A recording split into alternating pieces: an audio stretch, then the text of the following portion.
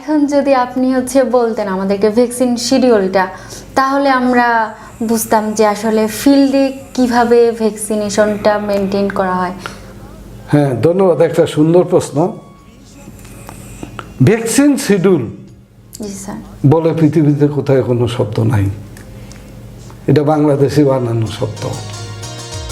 কৃষক যদি বাঁচে, বাঁচবে সারা বাংলাদেশ। ভ্যাকসিন শিডিউল কেমনে হবে আমি একটা উদাহরণ দিয়ে বলি।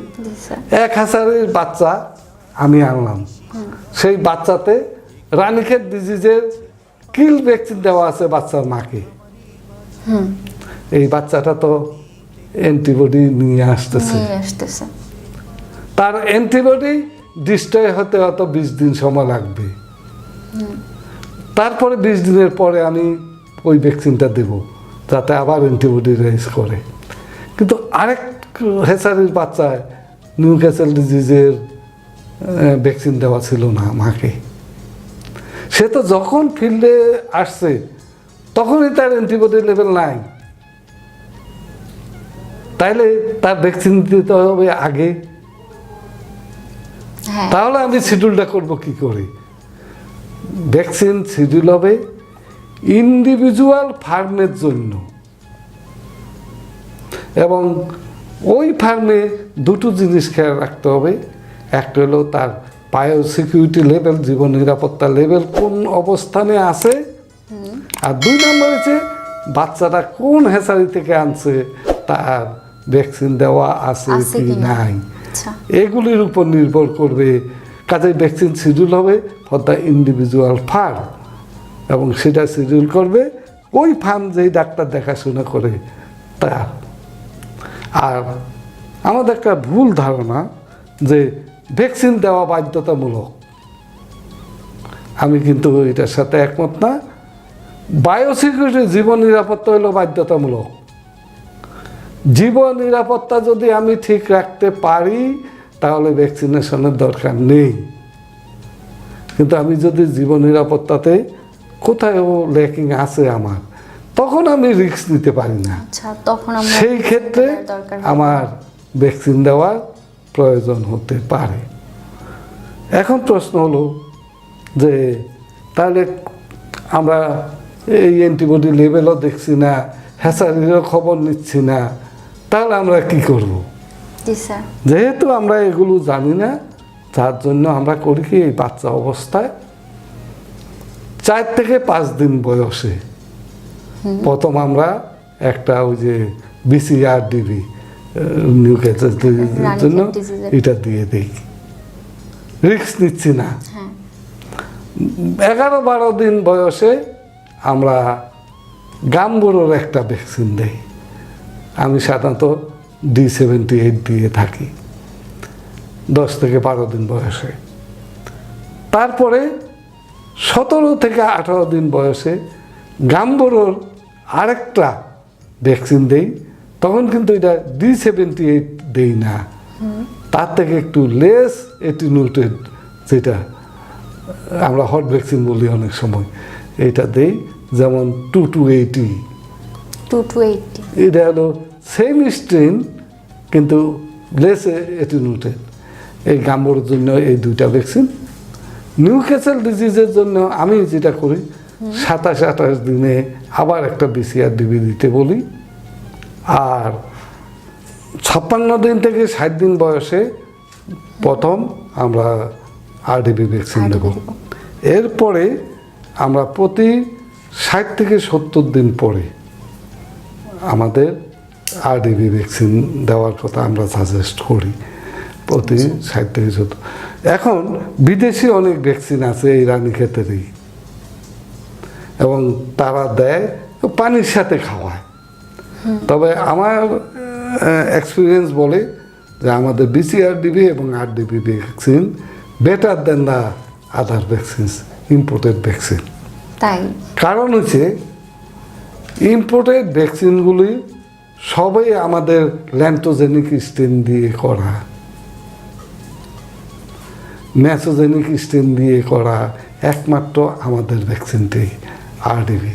কিন্তু আমাদের দেশের ডিজিজ হচ্ছে ভিসারোট্রপিক ভ্যালোজেনিক স্ট্রেন। ভ্যালোজেনিককে প্রোটেকশান দিতে হলে ম্যাসোজেনিক ভাইরাস থাকতে হবে। তাইলে ম্যাসোজেনিক বাইরের থেকে কোনো ভ্যাকসিন আসে না, কারণ ম্যাসোজেনিকের ইন্টারন্যাশনাল রুল হচ্ছে তাদের যেই 1.2 যার এটা ইন্টারভেনাস প্যাথোজেনিক ক্যাপাসিটি, এর উপরেরগুলো এক দেশ থেকে এক দেশে ট্রান্সপোর্ট হতে পারবে না, তার নিজের দেশে ব্যবহার হতে পারবে। কাজেই আমাদের একমাত্র বিসিআরডিবি, আরডিবি। বিসিআরডিবির পরিবর্তে অন্য স্টেন বা অন্য ভ্যাকসিন বিদেশ থেকে আমদানিকৃত ভ্যাকসিন হতে পারে, কিন্তু আরডিবির অল্টারনেটিভগুলো না বলে আমি মনে করি। আর হলো আমি এই দুইটা ছাড়া অন্য কোনো ভ্যাকসিন দেওয়ার তেমন পক্ষপাতী না। Coryza vaccine, fowl cholera vaccine, অমুক সেমুক কেন না? কারণ হচ্ছে আমাদের দেশের পালন পদ্ধতি যদি ঠিক থাকে, আমরা যদি সাইন্টিফিক ওয়েতে পালন করি, তাইলে করাইজা হওয়ার কথা না। ইঁদুর পাখি দমন করতে পারলে সালমোনেলা হওয়ার কথা না। কিন্তু আমাদের দেশে তো স্যার হচ্ছে এরকম একটা ঘাটতি আছে পালন ব্যবস্থা। এই জন্যই আমি তো প্রথম বলছি যে biosecurity first. Failure of the biosecurity যদি মনে করি, সেই ক্ষেত্রে আমরা ভ্যাকসিন দিতে পারি।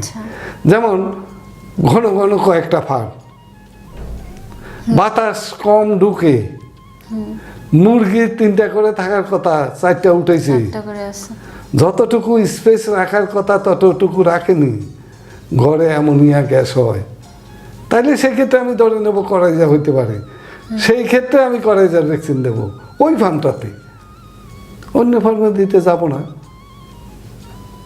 ফাউল কলেরা ফিল্ড লেভেলে আমরা ভেটেরিনারিরা জানি না কিসের উপর ভিত্তি করে সবই লেখে, বলে ফাউল কলেরা, লেখে না বলে। হ্যাঁ, আমরাও দেখছি এরকম। কিন্তু আমি ফাউল কলেরা খুব পাচ্ছি না।